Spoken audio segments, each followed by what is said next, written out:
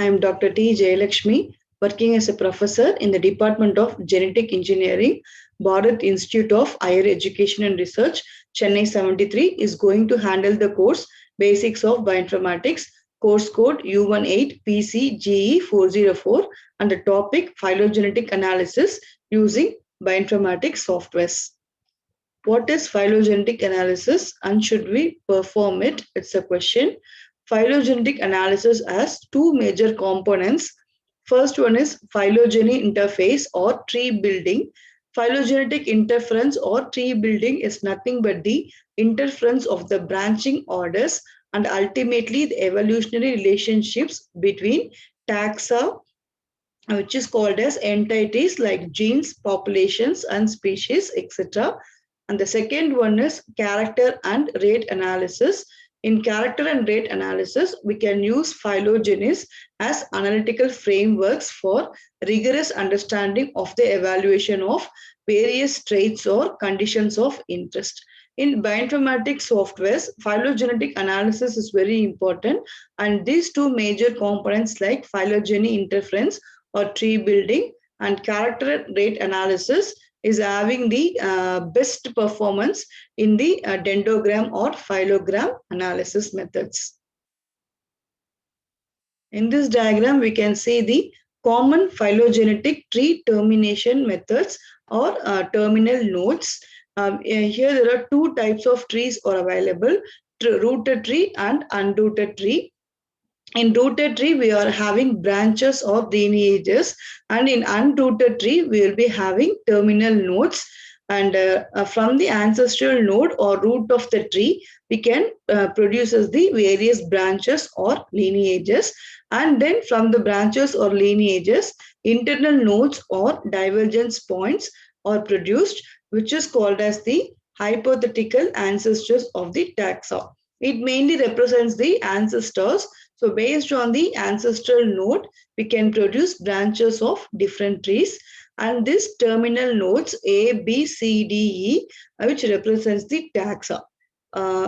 T, A, X, A, which represents the genes, populations, species, etc., which is used to infer the phylogeny of various terminal nodes. Next, coming to the types of trees, there are three types of phylogenetic trees, which is called as cladogram, phylogram, and ultrametric tree. There are various differences between these three types of trees. In cladogram, we can see taxon A, and then B, C, and D, where the ancestral node is taxon B. And then in phylogram, we can see the taxon D, A, C, and taxon. So from in cladogram, taxon B and C is produced from the taxon D, and then from the same taxon D, taxon A is also produced. But in phylogram, taxon D is only producing the taxon A and C. After that, it is producing the taxon B, which is mainly based on the phylogenetic analysis. And then in ultrametric tree, there are different types are available. The only thing is here, it mainly depends upon the genetic change and time. Various parameters are involved in modeling the different types of trees. In cladogram, there is no meaning in the phylogenetic analysis. And then in phylogram, it is mainly depend upon the genetic change between the various species. And in ultrametric trees, it is mainly based on the time. All shows the same evolutionary relationship or branching orders between the taxa.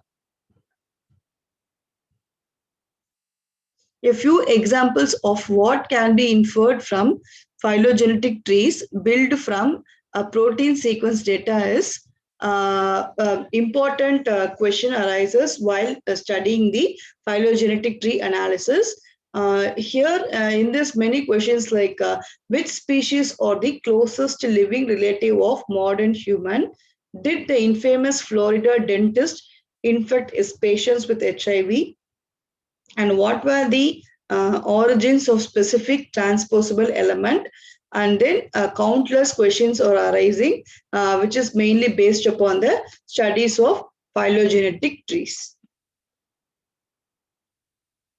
The answer for that questions is studying the mitochondrial DNA and also the pre-molecular view of the great apes. Here we can see mitochondrial DNA, most nuclear DNA, encoded genes, and DNA by DNA hybridization all show that monobones or chimpanzees are related more closely to human than either or to gorillas. So here, orangutans, gorillas, bonobos, chimpanzees, or humans are closely related. And then in the pre-molecular view, that is MYA gene is closely related to humans, orangutans, bonobos, and chimpanzees. First one in mitochondrial DNA is analyzed, and also the most nuclear DNA encoded genes and DNA by DNA hybridization, which shows that bonobos and chimpanzees are related more closely to human than either or to gorillas. And then in the pre-molecular view, the great apes like chimpanzees, gorillas, and orangutans formed a clade separate from humans, and that humans diverged from the apes at least 15 to 30 MYA gene species. And the second question is, did the Florida dentist infect his patients with HIV? It mainly depends upon the control. And here the dentist is taken, and different types of patients are available like A, B, C, D, E, F, G. And the answer is S, because HIV sequence from these patients fall within the clade of HIV sequences found in the dentist. Here we can see the different types of controls like local control 2, 3, and then patient F, patient D. But only the patient F and G is not having the sequences of HIV. Other than F and D, all other patients are infected with the HIV. And then the phylogenetic tree of HIV sequences from the dentist, his patients, and local HIV infected people are available, and it can be identified using this phylogenetic analysis. So depends upon the dentist. So he is the source for she is the source for spreading the HIV. So from the dentist, it is spreaded to C, A, G, B, E, and E patient, but not for F and D. So it can be seen in the O et al. And Page and Holmes in 1992 and 1998. A few examples of what can be led from a character analysis using phylogenies as analytical frameworks is having a lot of questions. Again, when did specific episodes of positive Darwinian selection occur during evolutionary history? Which genetic changes are unique to the human lineage?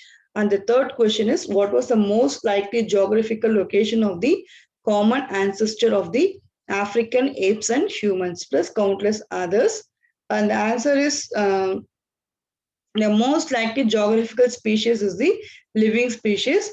From the living species, we can identify living plus fossil species also. Here you can see the cladogram and phylogram of various geographical species like chimpanzees, humans, gorillas, orangutans, gibbons, and OW monkeys.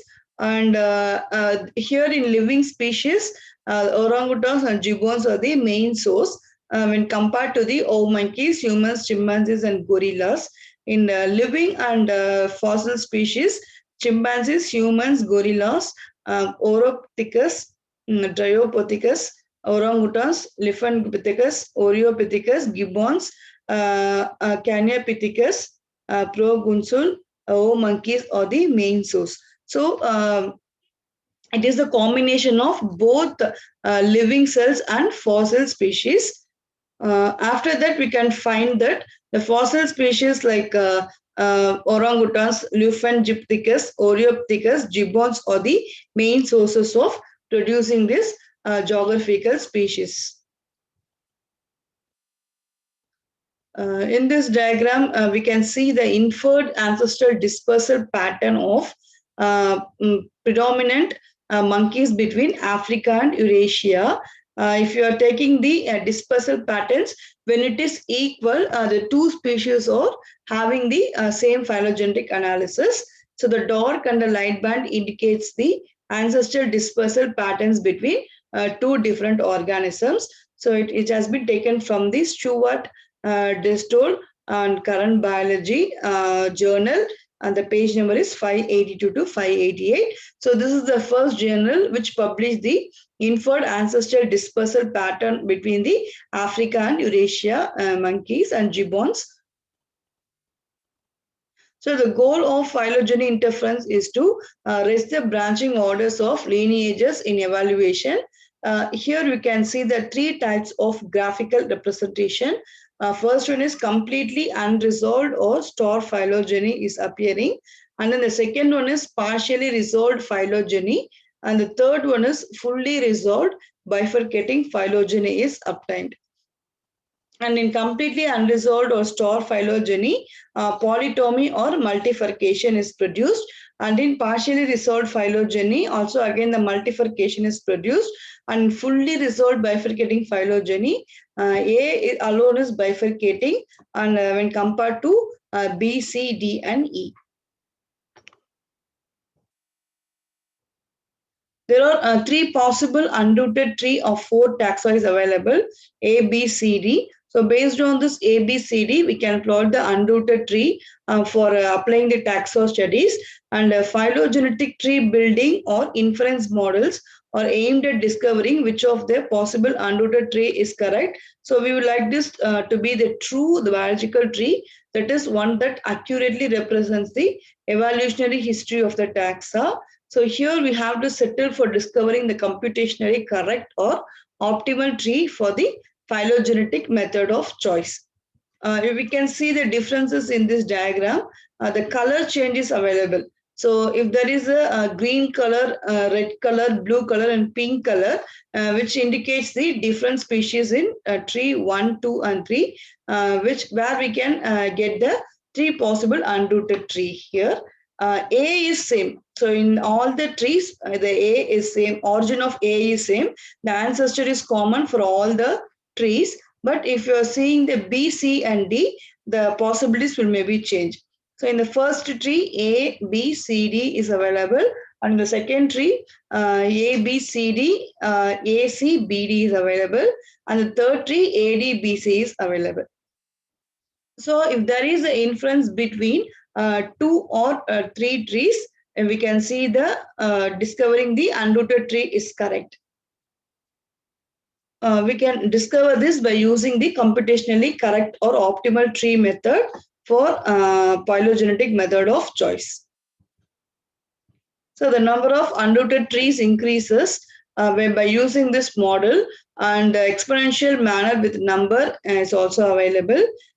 We can see the number of taxa and the number of unrooted tree. If the taxa number is 3, unrooted tree is 1, 4 means 3, 5 taxa consists of 15 unrooted trees, 6 taxa represents the 105 unrooted tree, 7 represents 945, 8 taxa is having 10,935 unrooted trees, and the 9 number of taxa is having more than 1,35,135 unrooted tree, and it is going on and going on. So 10 means 2 lakh, and then 30 means it goes upon the infinitive. So here we can see the unrooted tree is increasing exponential manner with in number of taxa is increasing. So if the number of taxa is increasing, the number of unrooted tree is also increasing, because we are having more criteria for analyzing the 3 different types of unrooted trees. So 2n minus 5 represents the number of unrooted trees for n number of taxas. And then how to interpret this evolutionary relationships between the taxa means it mainly depends upon the rooting tree. So to root a tree mentally, imagine that the tree is made of string. So grab the string of the root and tug on it until the ends of the string, that is the taxa, fall opposite the root. So the green color represents the root, which is called as A. From the rooted tree, we can plot the unrooted tree like C and D. So it is then converted into the rooted tree. Unrooted tree is converted to rooted tree, but the origin is same for both rooted tree and unrooted tree. So for unrooted tree also A is the origin, and for rooted tree also A is the origin. So note that in this rooted tree, taxon A is not more closely related to the taxon B than C or D. So in unrooted tree, we can see C and D as the origin source, and then in rooted tree, we can see straight lines like A, C, and D. So this represents the string model. So now we can try it in the opposite direction or another position. So here also same thing is available. So A is the main source, and then from the A rooted tree like C and D is produced, and then here the root is the string. A is the string, so from the string A, C, D is available. So note that in this rooted tree, taxon A is most closely related to taxon B, and together they are equally distantly related to taxon C and D. So an unrooted 4 taxon tree theoretically can be available at different places to produce 5 different rooted tree. So if you are having the origin of A, B and C, there will be 5 methods to analyze the different rooted tree. So first one is rooted tree 1A. Here we can see B, A, C, D, and then in the rooted tree 1B, we can see A, B, C, D. So the ABCD, which is in the correct form, can be shuffled, and in rooted tree 1C will be having. So here in rooted tree 1A, we are having 3 roots like B, A, and C. But again, the same thing is available in rooted tree 1B. Here also we'll be having 4 different evolution relationships among the taxa. But in rooted tree 1C, there are 2 evolutionary relationships available among the taxa, and then the rooted tree 1D, CDAB. So rooted tree 1E, DCAB is available. So you can see the origin is same. The A is same, and the string formation is also the same between the same species. When coming to the rooted tree, we'll be having 3 possibilities, but in unrooted tree, we'll be having 5 possibilities. So this type of trees, where it shows 5 different evolutionary relationship among the different taxons. So all of this rearrangement shows the same relationship between the different taxa. So in rooted tree 1A can be converted to rooted tree 1A, B, 1B, 1C or 1D, and then E, F, G. So we can see the difference in this diagram. BACD is converted to, it is rotated in the clockwise direction. ACDB is produced, and then CDAB is produced. Again, the clockwise direction is involved. BCDA is produced, and it is vice versa. And if it is rotated in the clockwise, ADCB, DCAB, and BDCA is produced. So this rearrangement represents the relationship between the same taxa of the same species. There are 2 major ways to root taxonomy. First one is by outgroup. In by outgroup, it mainly uses taxa. The outgroup are known to fall outside the group of interest, which is called as the in-group. It requires some prior knowledge about the relationship among the taxa, and the outgroup can either be species, birds to root a mammalian tree, or previous gene duplicates. The example is alpha globulins to root beta globulins. So this by outgroup is mainly used to analyze the animals, animal groups like birds, rabbit, tiger, lion, etc. And then by midpoint or distance, they are the roots of the tree at the midway point between the 2 most distant taxa at the tree, which is determined by branch length. And we can assume that the taxa are evolving in the clock-like manner, and this assumption is built into same of the distance based tree building method. So we can see the distance based tree building method by using the rooted tree. So if you are using the rooted tree model, there will be 5 possibilities available. Here you can see the 5 possibilities. Up to 10 possibilities can be seen because D is the string point where we can identify the small d. And then by the midpoint is capital A comma D, and the values are represented as 10 plus 3 plus 5, which indicates the 18. So the midpoint is 2. So if you are dividing the total number of strings divided by the midpoint, which will be coming as 9. And this outgroup can be divided by the midpoint. So each unrooted tree theoretically can be used anywhere along any of its branches. So this diagram shows the description between the rooted tree and unrooted tree. So taxa and trees are available. So 3 taxa means 1 tree is available for unrooted. 4 represents the 3 unrooted trees. 5 represent 15 unrooted trees. 6 represents 105, 7 945, 8 represents 10,935, and 9 represents 1,35,135. So if you are coming to the rooted tree, 3 gives 3. 3, 5, 7, 9, 11, it will be in the odd number form. So we have to multiply the unrooted tree and the rooted tree where we get where the number of taxa will be getting. So in the left side, we can see the unrooted tree, which can be theoretically obtaining its branches. So the formula is 2n minus 3 represents the number of unrooted trees for n number of taxas.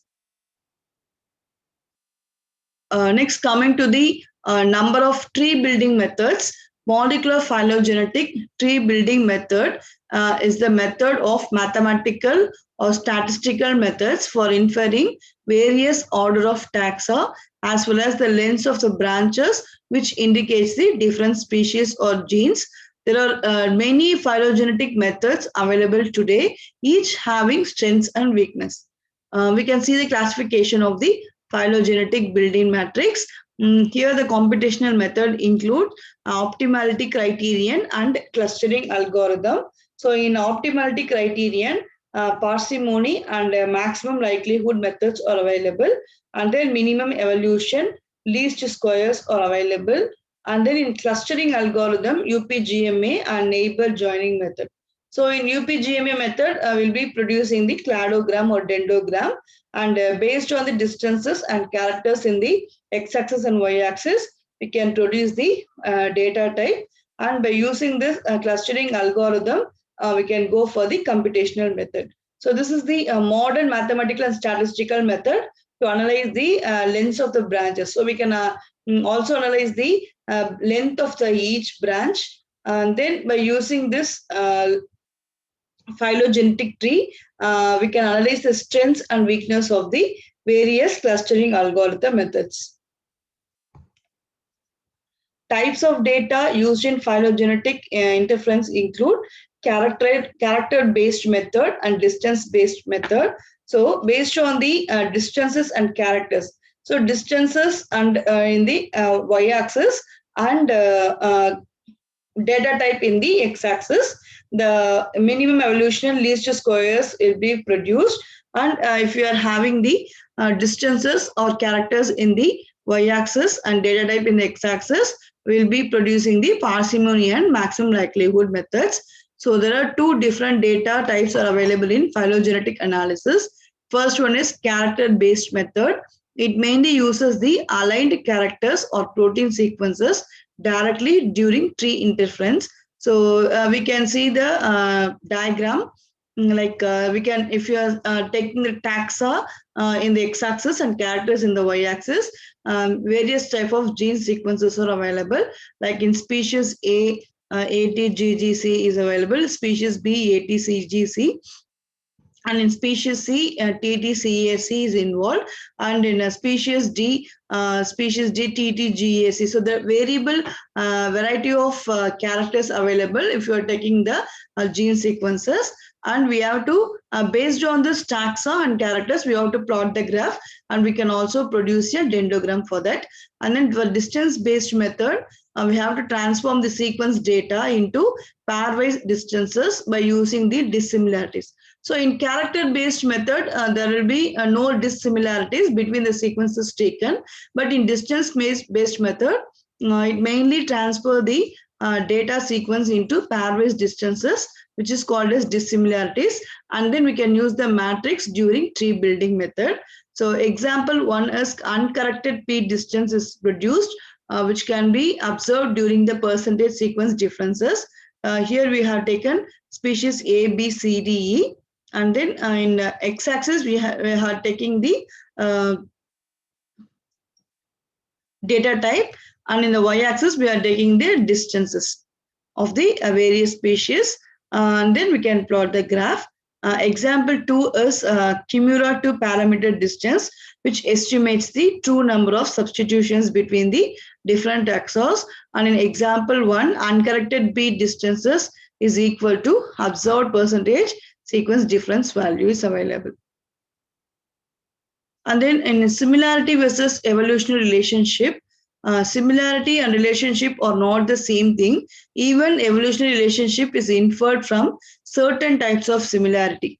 There is a difference between similar and related one. Similar means it is having likeliness or resemblance, which is taken into an account of observation method, and related, it is genetically connected. So basically, the genetic disorders and the inheritance can be genetic inheritance, and also the mutations can be caused through the related method, and genetically connected, which is an historical fact. So two taxa can be most similar without being most closely related one. And in the diagram, we can see C is more similar to the sequence of A. It represents D equal to 3 than to B. Here the distance is 7. But C and B are most closely related. That is, C and B shared a common ancestor more recently than either did with A. In the diagram, in the phylogram, you can see that the C is more similar to the sequence of A. The distance between the A and B is B 7 and 3. And C and B are closely related to each other because it comes under the same taxa, because the ancestor is also common for that. And then recently we can did either for the A and also for the D.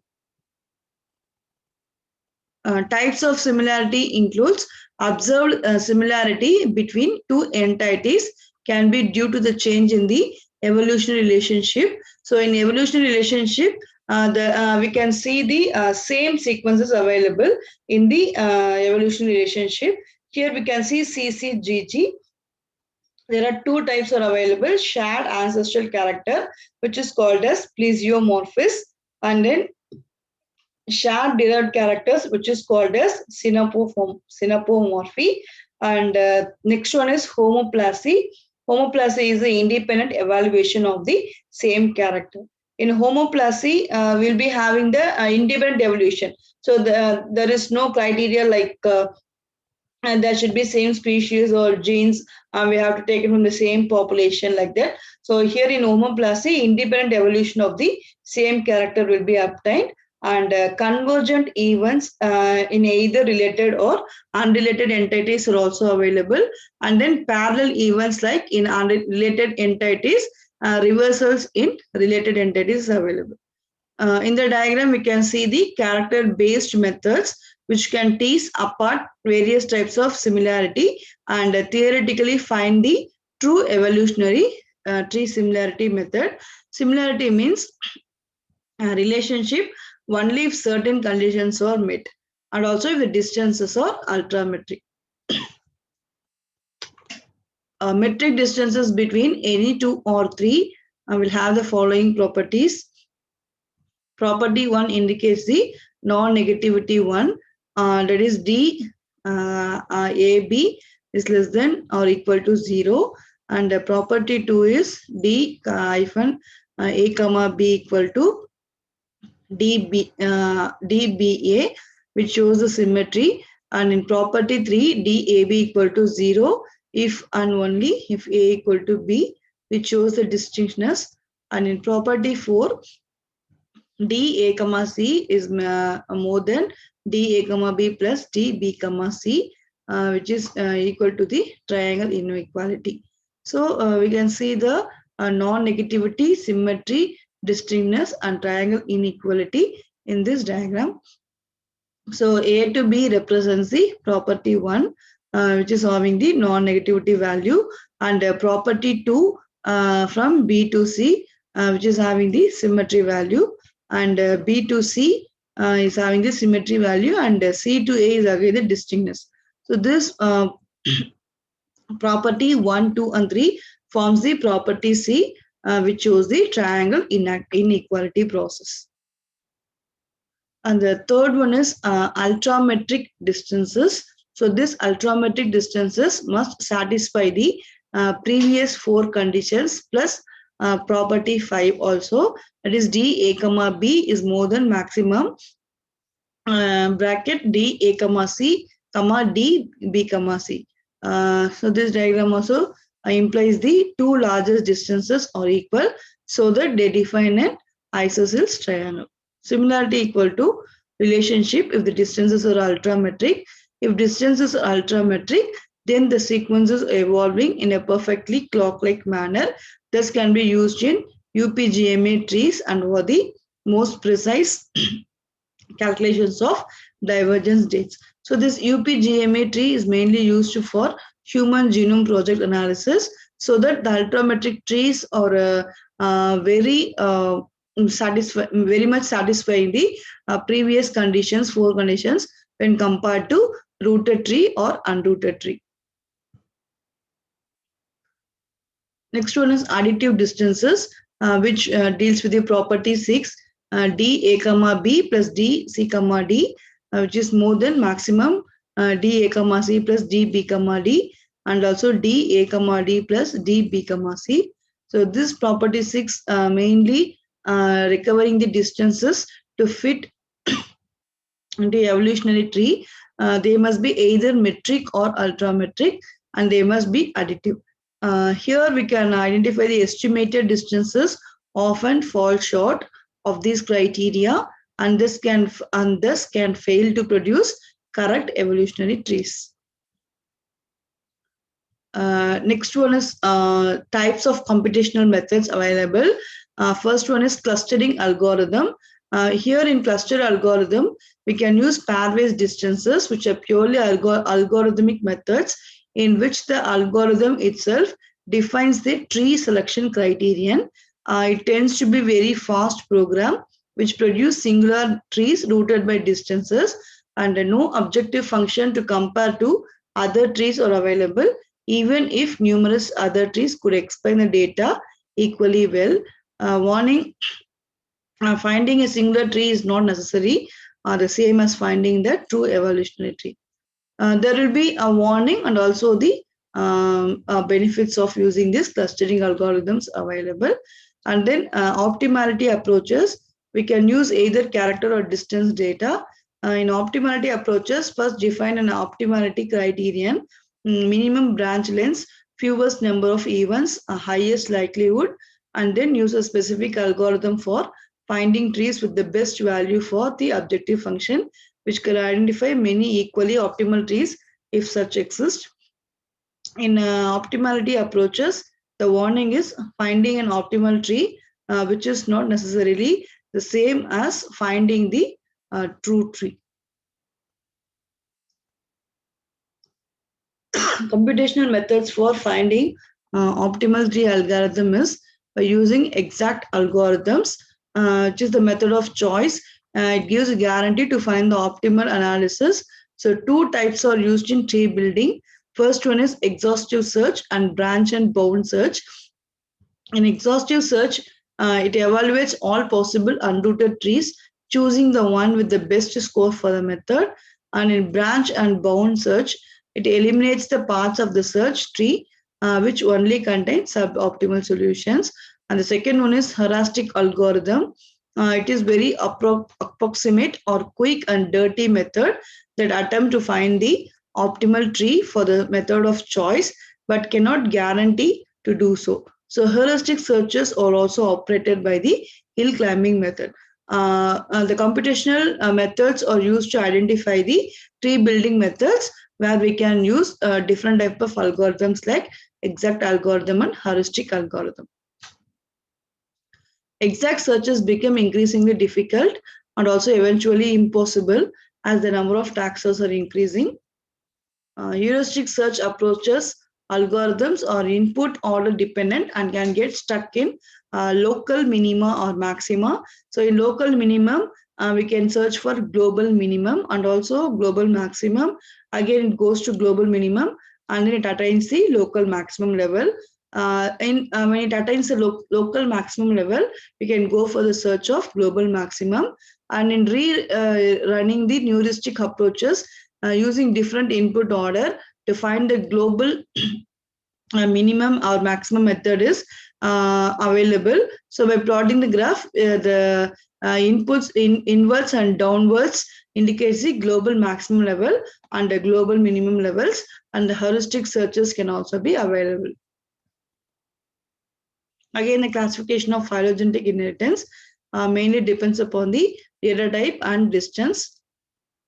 And parsimony methods involves the optimality criterion. The most parsimonious tree is the one which requires the evolutionary events like nucleotide substitutions, amino acid replacements, which explains the greatest parsimony. Advantages include simple, intuitive, and logical, many possible by pencil and paper. It is also used on molecular and non-molecular data analysis like morphological data, which it can tease apart types of similarity like shared derived, shared ancestor, and homoplasy. It is used for character analysis, which infer the exact substitutions, and rate analysis. It can be used to infer the sequences of the extinct or hypothetical ancestors.